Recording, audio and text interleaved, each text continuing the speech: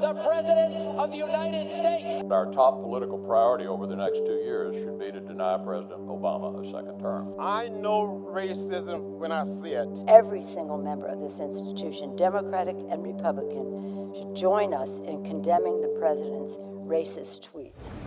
Hello and welcome to DC Today Prime, our first edition. I'm Del Walters. Antoinette Crosby will join us shortly.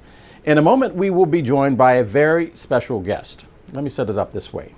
35 years ago, we were hanging out in nightclubs and restaurants and trying to fix each other up on blind dates. We'll talk about what our life has become 35 years later with Gayle King. Joining us now from Santa Barbara, California, Gayle King. Gayle, my old friend.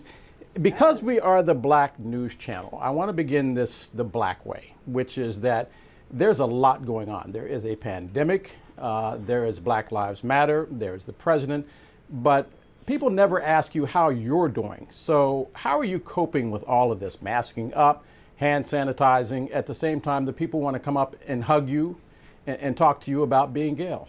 That's very hard, Del, because we are very tactile people, you know, and listen, one of these things alone would be a lot. COVID, health crisis, economic crisis, racial unrest, and now you have all of them together. It's like a pandemic of pain, if you will. So it's been very, very difficult for me. I was in my New York apartment for 100 days. I only left 5 times in 100 days because I was so freaked out by COVID. And we call it the Santa Barbara Bureau, but it's actually AKA Oprah's guest house, where I called and said, is there any way, would it be possible? So we've been here for the whole month of July. So it's been great just to be outside. Del, I have a new appreciation for grass and trees and all things nature. But I think that these are very, very dicey times that we're living in. With the passing of John Lewis, I'm so filled up by that. We were all covering that story because it feels like they don't make them like that anymore.